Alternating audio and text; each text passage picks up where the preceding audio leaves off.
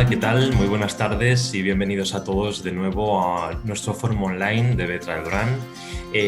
Hoy les proponemos un interesante paseo por el distrito de Chamartín y para ello pues contamos de nuevo con nuestros amigos de Ahora Arquitectura, que ellos son Óscar Darrocha, que le vemos ya en pantalla. ¿Qué tal, Óscar? Hola, ¿qué tal, Mariano? Buenas tardes. Aquí Hola, estamos otra vez. bienvenido de nuevo. Y Luz Lago, que también está entrando ahora mismo aquí en el directo, a quien también saludamos y damos las gracias pues de nuevo por estar con nosotros y ofrecernos un contenido tan interesante. Hace unos días también pudimos contar con vosotros de nuevo, con Luz y con Óscar, y estuvimos también haciendo una visita virtual muy interesante por un distrito que está muy cercano al Chamartín, que fue por el distrito de Tetuán. Fue interesantísimo. Y hoy, bueno, vamos a conocer otro de los distritos, de los barrios más populares también de Madrid, que han sufrido muchos cambios y ahora nos contaréis que van a seguir sufriendo muchos más. De hecho, lo cierto es que estas dos zonas por las que hacemos estas rutas virtuales están íntimamente relacionadas, porque durante un tiempo, Tetuán era un barrio de Chamartín, o sea Ujú. que, aunque actualmente son dos distritos distintos y desde el punto de vista urbanístico y arquitectónico son muy diferentes, lo cierto es que originalmente, cuando la barriada de Tetuán empezó a crecer, pues dependía administrativamente del pueblo de Chamartín, aunque luego se incorporaron a Madrid a partir de los años 50. O sea que estamos hablando de dos distritos muy relacionados y es el motivo también por el cual hemos elegido estas rutas virtuales, porque se trata de barrios poco conocidos, zonas que no forman parte, lo comenté en la anterior sesión, de los circuitos habituales y la verdad es que de esta manera pues acercamos al gran público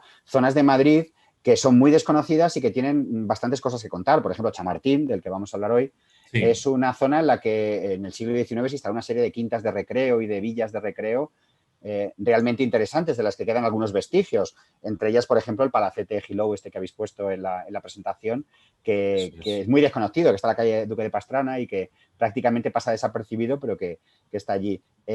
Últimamente, y debido sobre todo a la terrible pandemia, pues nos hemos visto obligados, como vosotros, pues a desarrollar contenidos online y nuestra propuesta ahora va enfocada sobre todo a intentar acercar otro Madrid distinto, ¿no? Porque Ujú. los Austrias, los Borbones, el Madrid árabe, bueno, todo esto está muy conocido, pero, pero ahora la posibilidad que tenemos con este formato online de enseñar otro Madrid, ¿no? Y esa es la Sí. idea con la que estamos trabajando en estas rutas online que estamos empezando pues prácticamente desde hace 2 meses. Sí, lo recuerdo para la gente que nos está viendo, que si entran en ahoraarquitectura.es, ahí pueden ver pues todas esas rutas virtuales que estáis haciendo, que la verdad es que son interesantísimas. Yo no me canso de decir que siempre que hemos podido colaborar, que hemos hecho eventos presenciales y también online, la verdad es que siempre aprendemos un montón de cosas muy interesantes sobre sitios por los que habitualmente pasamos, pero no, a lo mejor no nos fijamos o no nos detenemos, con lo cual en este caso seguro que vamos a aprender también un montón de cosas. Y además ahora Eh, fíjate que con este tema también de la posibilidad de hacer estas sesiones online estamos colaborando con centros de formación. Ahora ya está Luz ahí, ya está. Me ha costado, ¿eh? Nada, no pasa nada, cositas del directo, Está, pasan en las mejores televisiones. sí, hombre, por favor, el otro día tuvieron un fallo ahí, se les fue la señal, el sonido y todo, o sea que aquí vamos. Esto ya, la tecnología que tiene estas cosas. Bueno, pues te estaba comentando, ya aprovecho que ha aparecido Luz, ya ha podido conectarse, que ahora con Ahora Arquitectura hemos establecido un convenio de colaboración con centros de formación que ofrecen la titulación de la Comunidad de Madrid para lo que antiguamente llamamos turismo.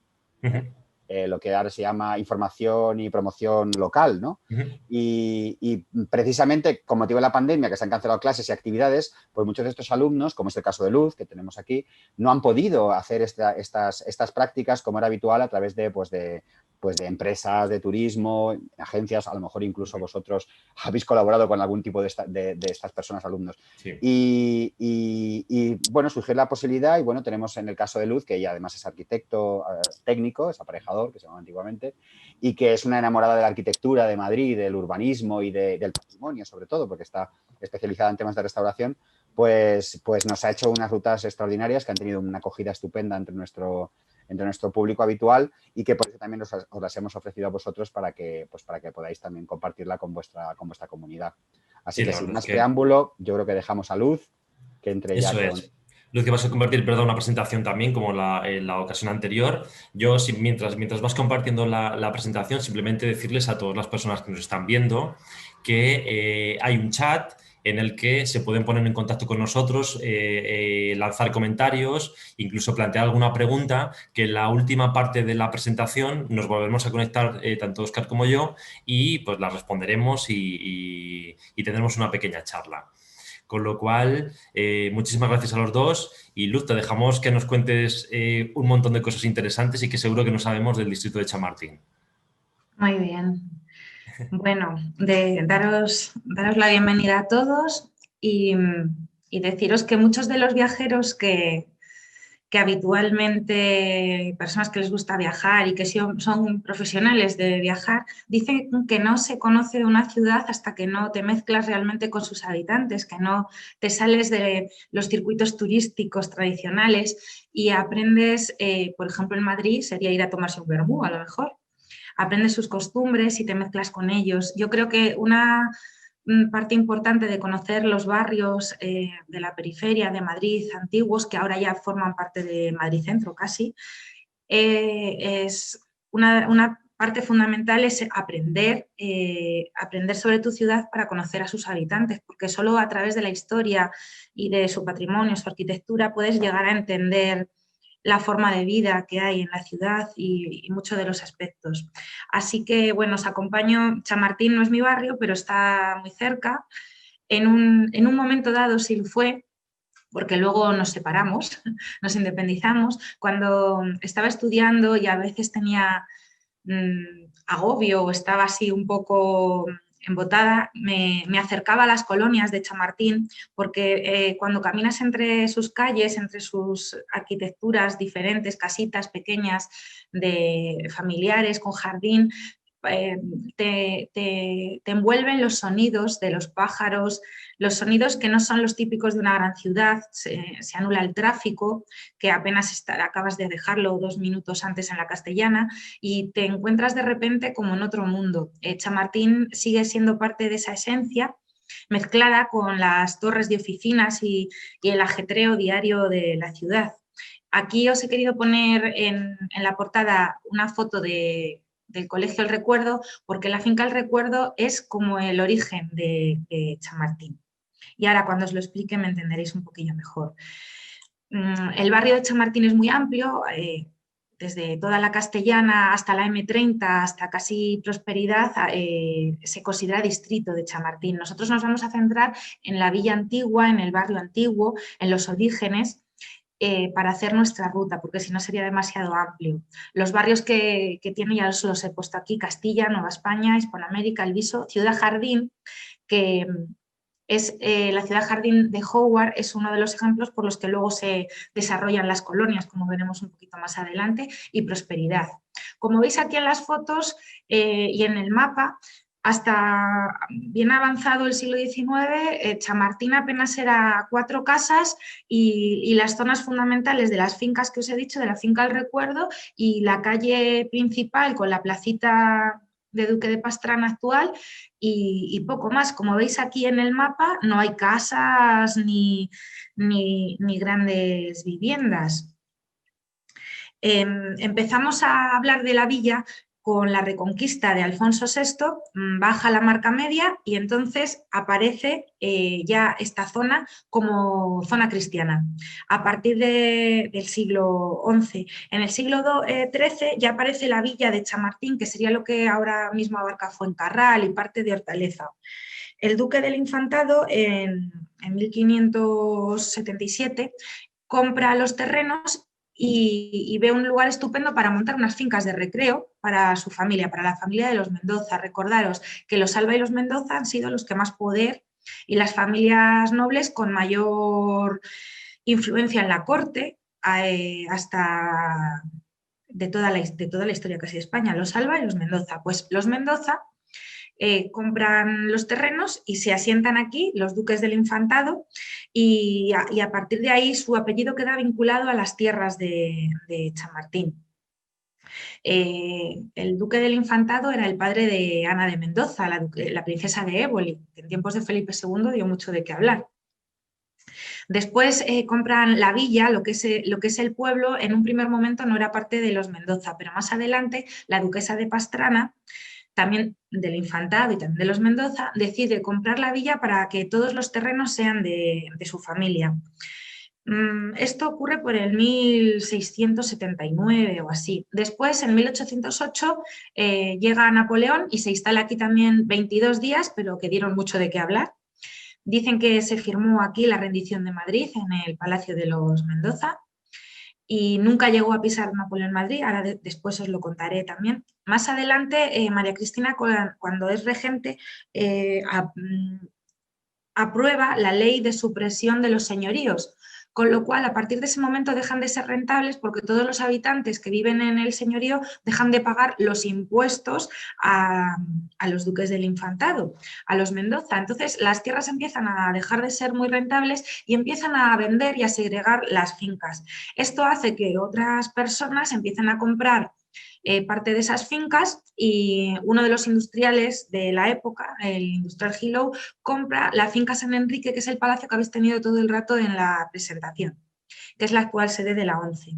Más tarde se ceden los terrenos por parte de los duques a diversas instituciones religiosas para que pongan los colegios, uno de niñas, el Sagrado Corazón, y el Recuerdo para los jesuitas. Más tarde empieza a crecer el barrio, pero sobre todo para la zona de Tetuán. Ya os he dicho que yo estaba cerca, era Tetuán. Empieza a tener tanta importancia que se traslada a la Junta Municipal a Tetuán, que forma parte de Chamartín. Hasta que en el 48 Chamartín se independiza, se une a Madrid y Tetuán se independiza de Chamartín en el 55.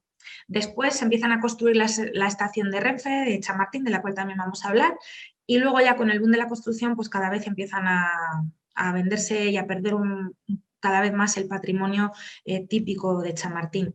Aquí os he puesto el mapa para que vierais que Chamartín era una zona pequeña y que Tetuán estaba empezando a crecer en el 1800 y poco a poco empieza a crecer hasta que ya se independiza. Os he puesto los colegios de las fincas, la iglesia, que es el edificio más antiguo de Chamartín. Aquí os he puesto un dibujo de la finca también donde está ubicada la iglesia. Y os voy a explicar un poco la ruta. La ruta vamos a partir de la exposición de salas del canal, vamos a atravesar el parque, que es un parque un poco desconocido, así lo vamos a ver un poquito. Luego, por la parte de atrás, vamos a entrar en las colonias y dar una vuelta. Saldremos a la calle Mateo Inurria, volveremos a entrar en otra colonia, daremos aquí la vuelta a la colonia, volveremos hasta la plaza de Duque de Pastrana y luego ya subiremos por la calle Pío XII hasta acabar en la parroquia de Santa María, en las Reparadoras. Al que tenga la ocasión, pues le recomiendo que la haga a pie, es una ruta muy agradable y se pueden ver cosas que con la ruta virtual no, igual que con la ruta virtual podemos volar y ver cosas que no podemos ver con la ruta a pie. Empezamos, como os he dicho, en el Parque del Canal. El Parque del Canal es el parque del cuarto depósito.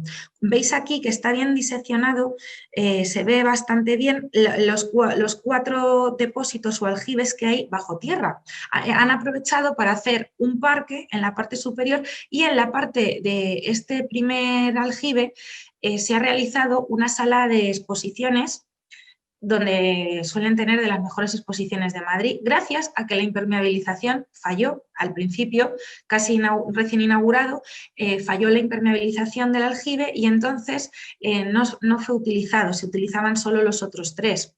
Aquí tenemos el depósito elevado y aquí la sala de bombas. Esta obra de ingeniería para traer el agua del Lozoya hasta Madrid fue un empeño personal de Juan Bravo Murillo, que era ministro y vio el problema del abastecimiento de agua. Madrid tenía mucha agua, pero en el centro se terminaba, porque había aumentado mucho la población en el 1880 y pico. Entonces empezó con unos ingenieros a intentar hacer un proyecto que en su día fue la mayor obra de ingeniería de Europa. Realizaron entre galerías, acueductos, viaductos, 70 kilómetros para traer el agua desde Lozoya hasta Madrid. Y desde aquí se comunicaba este depósito con el de Chamberí por unas galerías que van paralelas por Bravo Murillo y a la línea 1 de metro 4,5 kilómetros más o menos y tiene 2 tuberías muy grandes de 140 centímetros de diámetro por las cuales se trasvasa el agua con una diferencia de 5 metros de altura entre este depósito y el otro, van por gravedad ellas solas.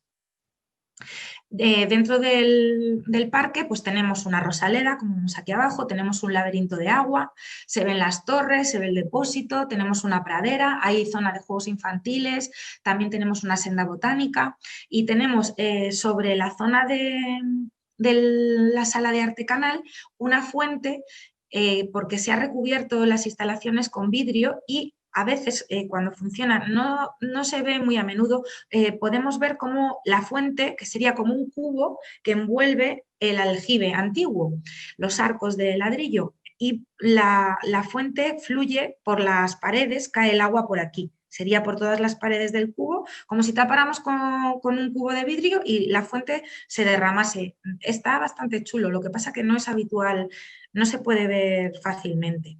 Esta es la sala que os he dicho que tiene las exposiciones. Aquí arriba hay una foto de la época de la construcción del aljibe. Se rehabilitó en el año 2000 y ya se utilizó para sala de exposiciones. Aquí vemos también la sala de bombas. La sala de bombas también se ha rehabilitado y también tiene otro tipo de exposiciones distintas a las que hay en la sala del aljibe. El arquitecto fue Francisco Perella y suelen tener, como os he dicho, unas de las mejores exposiciones de Madrid. Aquí ha venido Alejandro Magno, la del British, ha estado Tutankamón, ha estado Leonardo da Vinci, en fin, todo grandes nombres. Saliendo de la sala de exposiciones,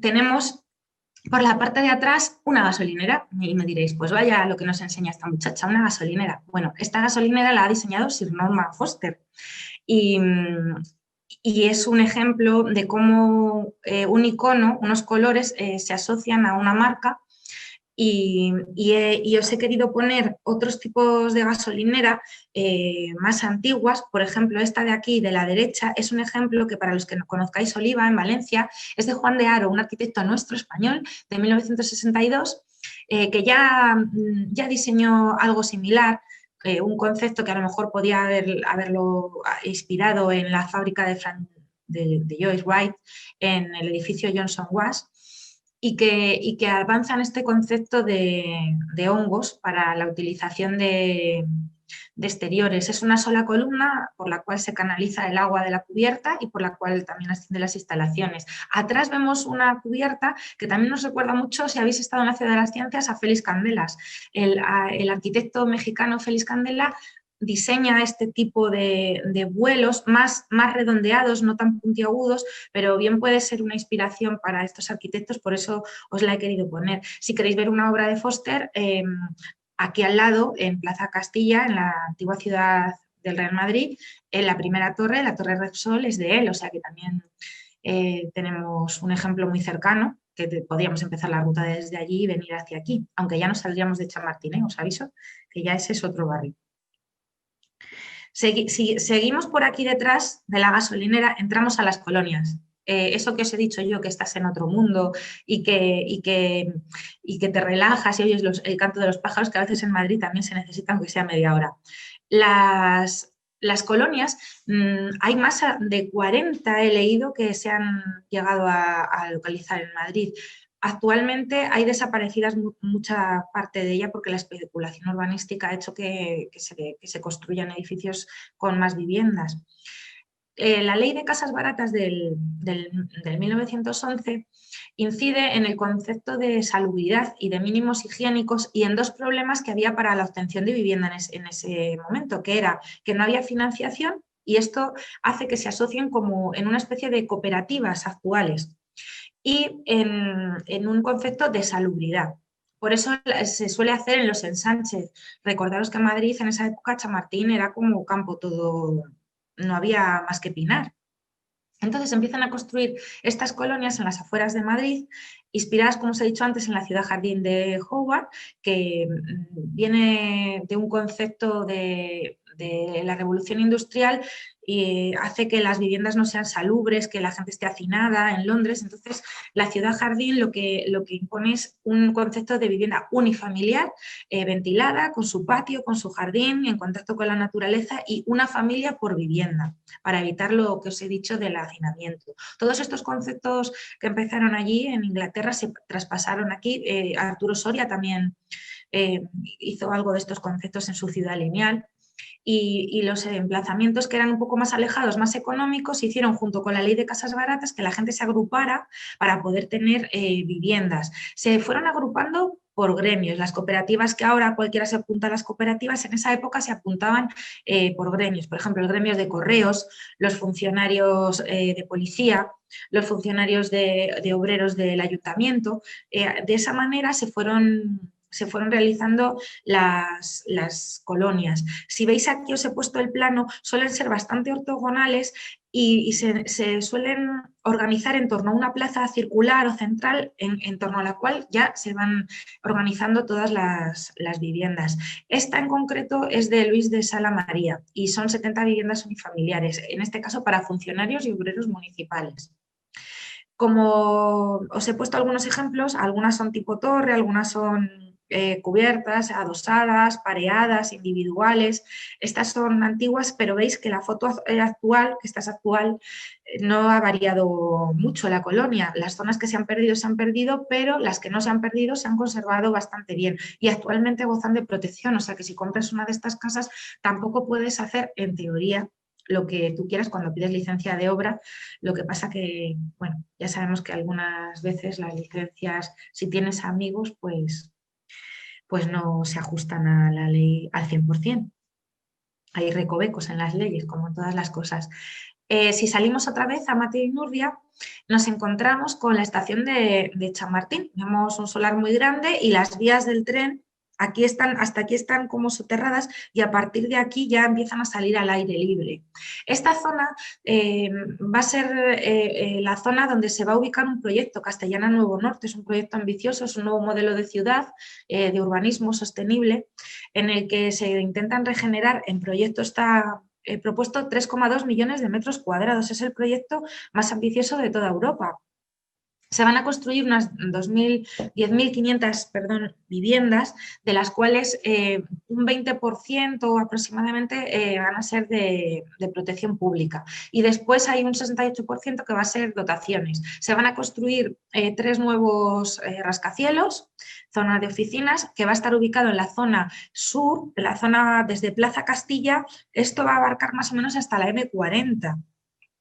Y en la zona norte, lo que es más la zona de Begoña, se va a ubicar las viviendas y las dotaciones. Todo esto va a estar unido, como veis aquí en la infografía, por un bulevar verde para que se pueda ir andando y que va a estar conectado, por lo menos en proyecto está conectado con el Pardo. Va a tener 5 puentes que van a unirse con la Castellana en pasarela y bueno, este es el aspecto que en teoría van a querer poner. Creo que van a empezar ya en el 21 y que el primer paso va a ser el soterramiento de toda la zona de las vías del tren para poder luego encima hacer el bulevar. En cuanto a las comunicaciones, aquí os he puesto otra foto, veis, del bulevar que viene aquí, de toda la zona. Va a remodelarse completamente la estación de Chamartín. Pretenden que llegue el AVE y que haya un intercambiador subterráneo. Pretenden hacer también 3 nuevas paradas de metro y 2 nuevas estaciones de Renfe, que serían la de Fuencarral Norte y de Fuencarral Sur. Pretenden poner varios autobuses, alguno que sea prioritario. Y bueno, esta es la infografía de Madrid Nuevo Norte desde el interior de la estación de Chamartín, que le quiere dar un modelo más futurista a la estación y hacerle una renovación bastante grande. Si seguimos paseando, volvemos a entrar a otra de las colonias. Esta es de unos 3 años más tarde que la primera. Los Rosales tienen el nombre porque en su plaza, como veis aquí, la plaza central ortogonal, esa que os ponía en los planos, está llena de rosas y ahí toma el sobrenombre, aunque realmente se llama Colonia Alfonso XII. También es del mismo arquitecto, de Luis de Sala María, y bueno, os he puesto algunas fotos. Hay una muy curiosa que está rodeada de verde, pero bueno, lo que os invito es a pasear cuando podáis, tranquilamente, cuando haga sol, para poder disfrutar todas las arquitecturas de las viviendas. Si salimos por la Plaza de los Rosales, nos vamos a encontrar los laboratorios Alter. Los laboratorios Alter son obra de otro de los grandes arquitectos que nos vamos a encontrar en esta ruta. Hemos empezado por Sir Norman Foster y vamos a continuar con Miguel Fisac. Miguel Fisac estudió arquitectura en la Escuela de Madrid y después viajó a Noruega, de donde hizo suyos conceptos allí ya muy usados, de sencillez e innovación, y tiene así como conceptos nórdicos de arquitectura.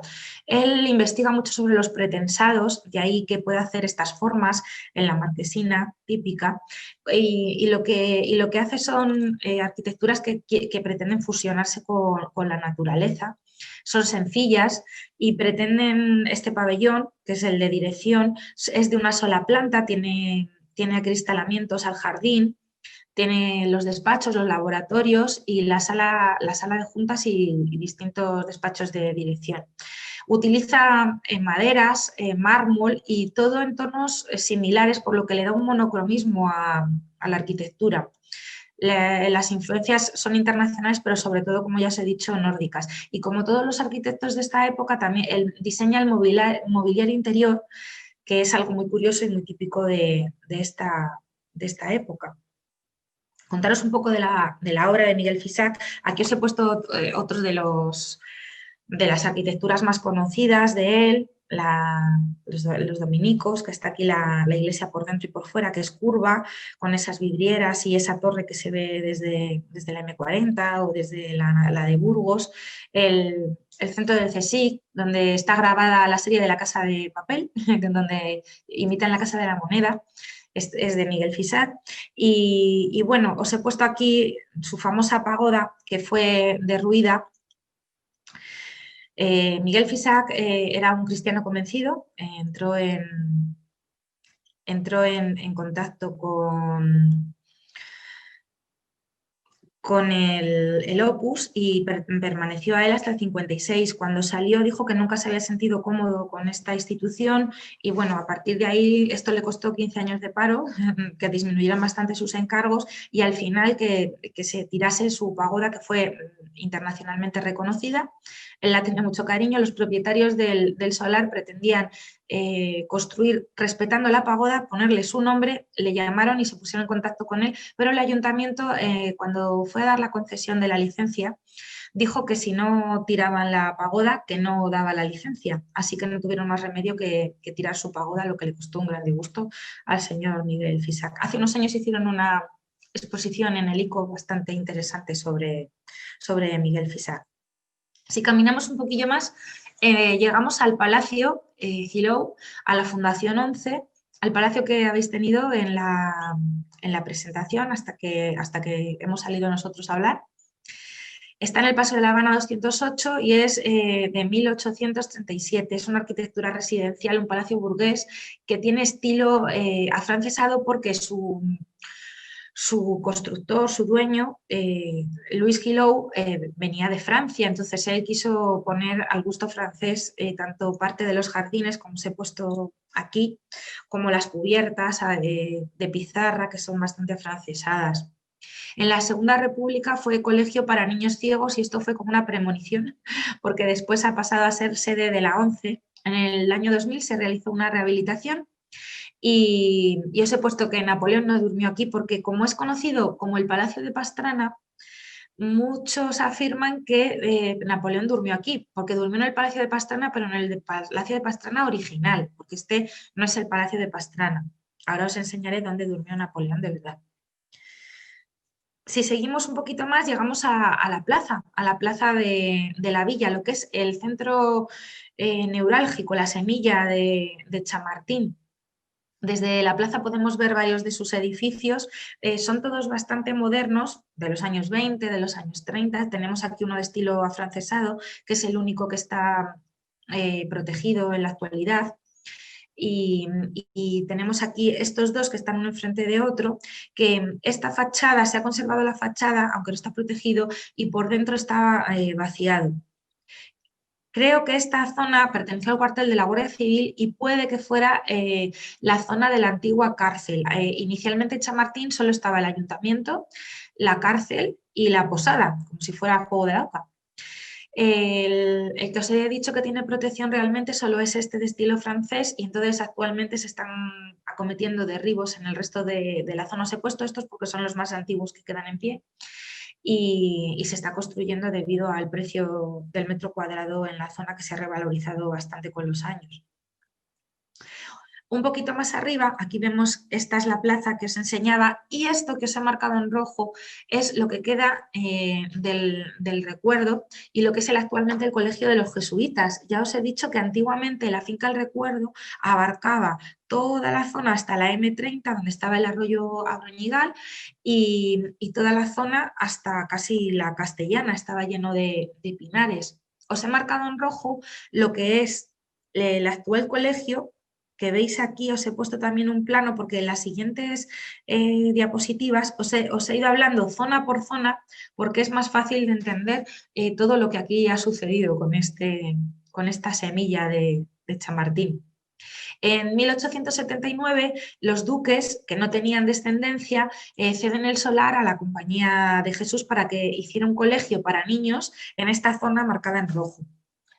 Hicieron lo mismo años antes con el Sagrado Corazón, que está aquí a la derecha, y ahora después os lo voy a explicar. El Marqués de Cubas fue el encargado de realizar la portada y el colegio en sus orígenes. Más tarde se realizó una casa de ejercicios para los jesuitas por Modesto López Otero, después un aulario moderno, que os lo he puesto aquí en la zona de amarillo, y después la ampliación última, que es la zona verde. Os voy a explicar una a una porque es más fácil de entender. Esta es la fachada que había en la portada, que es una fachada impresionante, de Francisco Rabanal y el Marqués de Cubas, de 1883. Actualmente está desaparecido y desgraciadamente no lo podemos ver. El colegio se empezó a construir, y los duques pusieron dinero para la capilla, que está aquí en el centro, y los jesuitas pusieron el dinero para el colegio. Mientras tanto, los niños se quedaban en la casa de campo, la casa antigua, porque esta es la zona más antigua de la finca El Recuerdo, que estaba ubicada en la zona roja. Mientras los niños estaban allí, fue el día de San Dionisio, y la duquesa se llamaba Dionisia, y el marqués le dijo a su esposa: ¿qué quieres por tu santo, mujer mía? ¿Y qué le dijo la duquesa? Dice: pues yo lo que quiero es ver terminada la fachada del colegio, pero es que para eso necesitamos mucho dinero. Entonces el duque le dijo: no pasa nada, porque vendemos aquí una copia de un Rubens que tenemos, y con ese dinero pudieron financiar y terminar la fachada con estas 4 torres de estilo neomudéjar. Recuerda un poco como a la Plaza de España de Sevilla. Es un estilo como neogótico, y es una pena que no se haya conservado. Ahora os contaré por qué no se ha conservado hasta la época. Esta es la primera construcción que se realizó, que es en la zona que está marcada por rojo. Si os fijáis aquí, veréis cómo los colegios tienen forma de H. Los aularios, os fijáis aquí, en la zona de amarillo también, si los vemos en vista aérea, suelen tener forma de H. Más adelante, en 1920, Modesto López Otero, que estuvo trabajando en la ciudad universitaria, construyó la casa de ejercicios. Esto sí se conserva actualmente, es el edificio más antiguo que se puede conservar. Tiene tendencias neomudéjares y es colindante al colegio que está ahora mismo desaparecido. Esto es lo que se ubicaría en la zona marcada con azul, aquí a la derecha. Más tarde deciden que se van quedando pequeño el colegio y que hay que ampliarlo, y que van ya teniendo una zona de infantil, otra de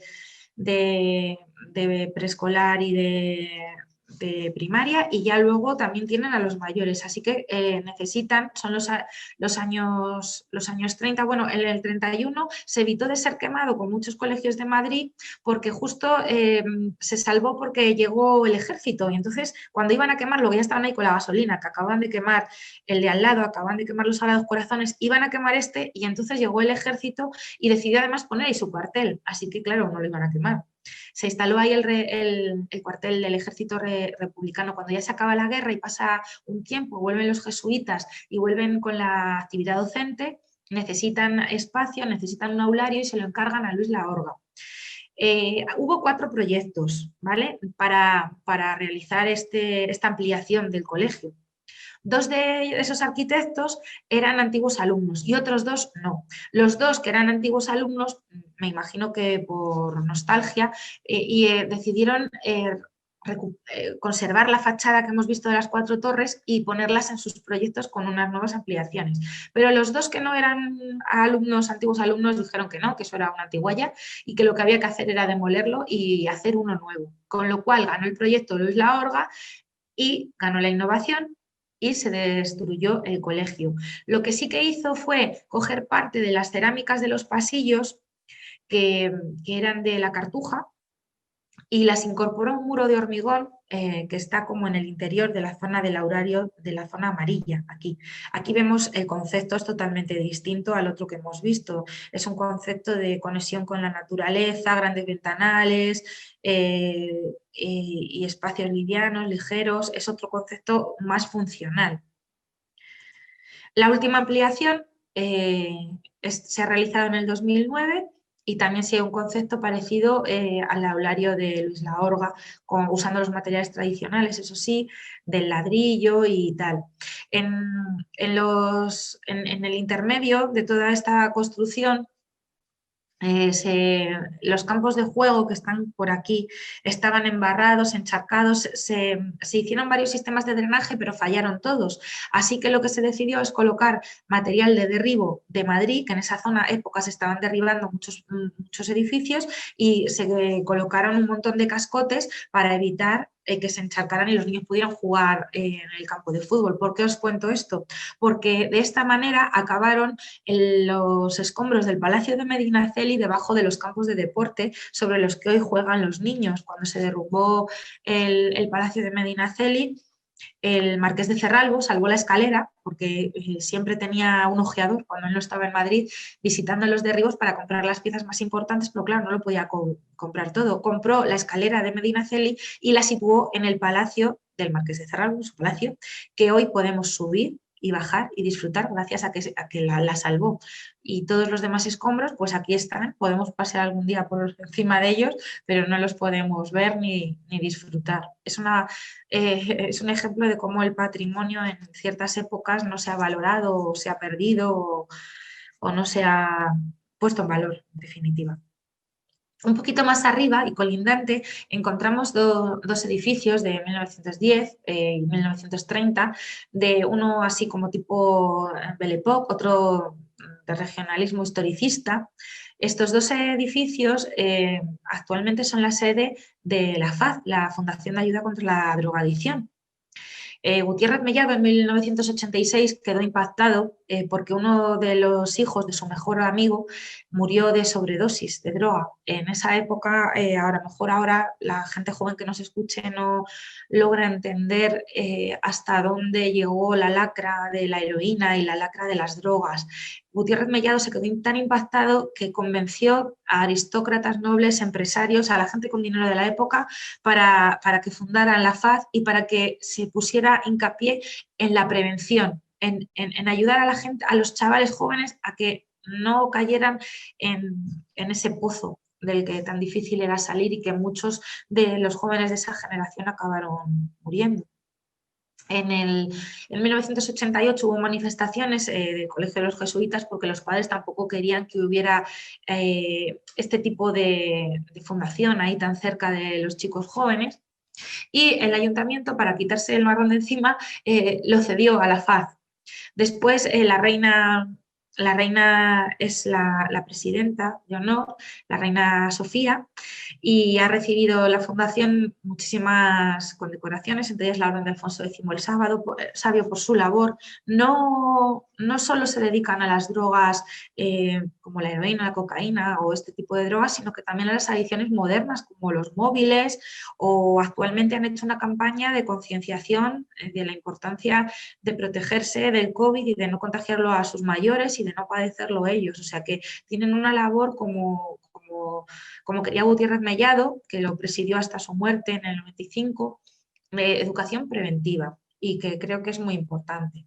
Gracias a ello también se han salvado estos dos palacetes, que de otra forma no hubiéramos podido disfrutarlos. Enfrente tenemos el edificio más antiguo de Chamartín, la iglesia de San Miguel Arcángel.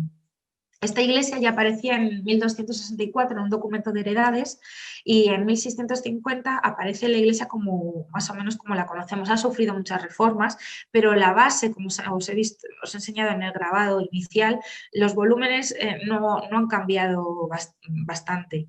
En 1926 fue reformada y se descubrió un altar tapiado sobre el altar que estaba en ese momento actual.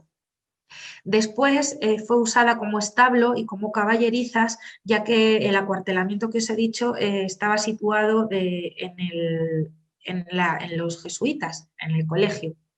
Después fue restaurada cuando terminó la guerra y se restauró el retablo que estaba oculto, y el interior actual más o menos es del año 75. El artesonado de madera actual fue donado por unos padres que perdieron a sus hijos en un accidente de tráfico, y tiene para destacar alguna vidriera y la talla de San Miguel, que está en la vidriera y en la entrada y que preside la iglesia y que nos da la bienvenida cuando llegamos.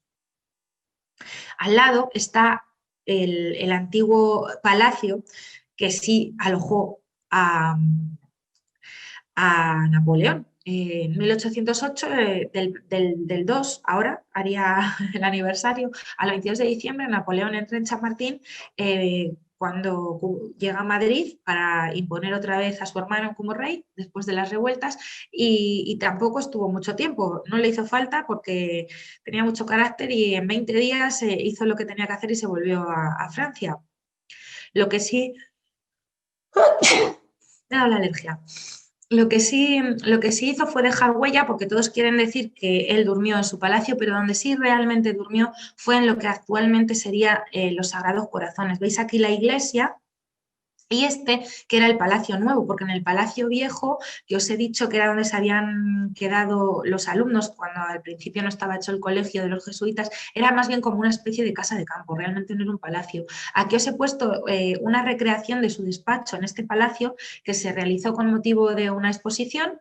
Hay una placa conmemorativa que está en el recuerdo, está en los jesuitas, en la esquina, que pone el acontecimiento de Napoleón, y luego os he puesto el cuadro de la rendición de Madrid. Se supone que en esta mesa se firmó la rendición de Madrid.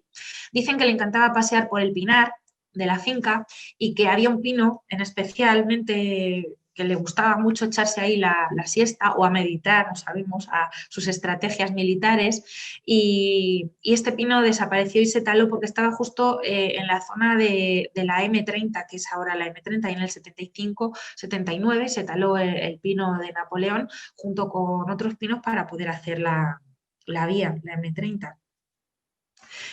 Os he explicado que antes de los Sagrados Corazones los duques no tenían herederos, no tenían descendencia, y los terrenos tampoco le daban muchas rentas, con lo cual empezaron a hacer cesiones a órdenes religiosas. Había un grupo de mujeres, de nobles, que se habían educado en París, y querían que sus hijos tuvieran el mismo tipo de educación, pero aquí en Madrid. Entonces, estas señoritas escribieron a la que luego hicieron Santa María Magdalena, y le dijeron que querían que instalasen aquí un colegio. Fueron a pedirle al duque los terrenos, a ver cuánto se los vendía, y le dijo que no se lo vendía, que se lo daba gratis, se lo regalaba. Así que solo pagaron 75 pesetas de inscribirlo en el registro. Pero bueno, no les quedaba todavía el mayor escollo a saltar, porque la reina Isabel II dio el visto bueno a la creación del colegio para señoritas, pero el ministro de turno que tenía que firmar la orden no era muy amigo, por así decirlo, de cosas de la iglesia. Con lo cual, la marquesa de Viluma, una de estas mujeres que se empeñó en la creación de este colegio, dicen que le estuvo persiguiendo por Madrid durante todo un día con su coche de caballos a todas las reuniones donde iba, y que ya al salir de la embajada rusa le preguntó que cuándo porque él decidió darle largas, no podía decirles que no porque la reina había dicho que sí, entonces algo tenía que hacer ahí, decidió darles largas, largas, largas, hasta que ya esta mujer se cansó, le persiguió y al salir de la embajada rusa le dijo que él firmaría el documento, pero que no lo tenía allí a mano en ese momento, que le tenía que entender. Pero la marquesa, que era de Armas Tomar, sacó de su bolso el documento y le dijo, no se preocupe, que tengo una copia en mi bolso. Y sacó, y ya el hombre no tuvo más excusa y tuvo que firmar el permiso para construir el Sagrado Corazón. El regalo de la escultura fue este de aquí, el de los Sagrados Corazones, fue de la señora Anzuategui, que tenía dos monjas que estaban allí en el colegio, dos hijas suyas, y regaló el Sagrado Corazón, que es el único que sobrevivió al incendio, como os he dicho antes, de los centros religiosos en el 31. Se incendiaron varios, el Colegio Maravillas, que estaba también en Bravo Murillo, también se incendió, donde estaba el Mercado Maravillas, y se incendió y se quedó, como veis, en pie de lo único que quedó. Bueno, algún muro se salvó, pero vamos, poco se salvó, a excepción de la escultura, que les dio como mucho ánimo para seguir adelante. Después fue cuartel republicano y cuando acabó la guerra ya se reconstruyó y se volvió a dedicar a la asistencia y a las niñas. Empezaron también la asistencia gratuita y la atención especializada para las personas que no podían pagar, o hicieron un ala y una sección para ya hacerlo. Luego después en la guerra también una bomba le quitó el brazo, desapareció el brazo que luego, con el que bendice, que luego lo tuvieron que reconstruir. Y bueno, el lema de los Sagrados Corazones es construyendo un solo corazón, y no han cesado en construir y ahí siguen. Dando clase las monjitas, a pesar de que muchos de los terrenos fueron expropiados por la M30 y por otro tipo de, con la apertura de la calle Pío XII, hubo muchas mermas, pero bueno, ahí siguen dando clase hoy en día. Enfrente de los Sagrados Corazones tenemos os he puesto aquí está el recuerdo, y aquí vemos una foto antigua donde hay un poquito que se ve. La maqueta está aquí grande, unos estudios de cine. Chamartín también vivió sus días de cine. En el 35 estaban ubicados los estudios Chamartín, y en el 59 Samuel Bronston, que era ruso y luego fue a Estados Unidos, estuvo también aquí en Francia, y al volver decidió comprar los estudios Chamartín. Y entonces esto ya empezó a llenarse de estrellas de cine y empezó a caminar Sofía Loren, Charlton Heston, empezaron a grabarse películas muy famosas como 55 días en Pekín, Ava Gardner, muchos de las estrellas de Hollywood que empezaron a conocer España fueron gracias a estos días de cine. Se grabó La caída del Imperio Romano y bueno, hasta que poco a poco cayó en declive. Los estudios, ¿por qué estos estudios tuvieron tanta importancia? Bueno, grabar en España era más barato por la peseta, teníamos buen clima, alrededor teníamos todo tipo de arquitecturas y todo tipo de patrimonio histórico. Nosotros en Europa somos el segundo país con más patrimonio histórico variado después de Italia. Tenemos un montón de variedad. Y luego había unos grandes equipos técnicos. Desgraciadamente, en el 84 se iban a demoler cuando Pilar Miró los rescató para Televisión Española y hizo el mayor plató de Europa. También se salvó en ese momento, pero después ya en el 2009 ya se produjo su venta y en el 2011 pues, se construyeron las viviendas que os he puesto aquí, que son las viviendas actuales. Si subimos un poquito más para arriba, vemos cómo sigue la valla por la Escuela Naval y llegamos a la arquitectura moderna también, de la que os hablaba, y Francisco Javier Sainz de Oiza, que nace durante una pandemia de gripe en el 18 y pronto muere su padre y se queda de cabeza de familia con 18 años en el 36. Viene a Madrid, estudia y es licenciado con el premio al mejor expediente y recibe una beca para estudiar en Estados Unidos, lo que le imprime y hace que conozca a los grandes de esa época de Estados Unidos. Es Premio Nacional de Arquitectura y después empieza a desarrollar cuando vuelve su labor docente, que para él era muy importante y que le obligaron a ya jubilarse porque él no quería jubilarse, él quería seguir de director de la Escuela de Arquitectura para siempre. Y bueno, os he puesto aquí uno de los ejemplos, estos son los que encontramos en la ruta, que es la Triada, estos 3 edificios de vidrio y de construcción moderna, y os he puesto las Torres Blancas, que son uno de los que están en la Avenida de América, que también pertenece al barrio de Chamartín, pero que están fuera de la ruta. Pero bueno, para que ubiquéis otro de los grandes arquitectos. También tenemos ahí al lado el edificio de ACS de Ramón Barrategui. Y si subimos ya un poquito más, terminamos nuestra ruta aquí, en el convento de las Reparadoras. Este edificio es de Luis Bellido y fue hospital de sangre en la época de la guerra, en el 36, después fue academia militar, después se produjo la segregación de la finca con el plan Vigador, y con el plan parcial del 70, pues claro, estos terrenos empezaron a valer mucho dinero y las monjas también veían mucho ajetreo y querían irse a un sitio más lejos y más tranquilo. Comenzó el derribo en el 77, pero es paralizado por la presión de las asociaciones de vecinos y de las asociaciones de profesionales de la arquitectura y del patrimonio histórico y de los bienes culturales. De tal modo que un año siguiente es declarado BIC, es incoado el expediente y es declarado BIC. Pasa al ayuntamiento y queda un poco en abandono hasta que en el 85 el arzobispado decide adquirirlo y restaurarlo para la comunidad católica de habla alemana, por eso está dedicado a Santa María de habla alemana. Las monjas ya se fueron, solo se pudo salvar, porque ya cuando empezó en el 77 el derribo, se pudo salvar muy poco. Os he puesto aquí el plano de la iglesia y de unas pocas dependencias a su alrededor, pero bueno, por lo menos podemos disfrutar de parte de su arquitectura. Hay otro convento un poquito más abajo, que es la sede de Daun, y que es el noviciado de los Santos Ángeles Custodios, que también tuvo una vida paralela, por así decirlo. También se intentó derribarlo, pero gracias a los movimientos vecinales se paralizó, y bueno, hoy es la sede de Daun Madrid, que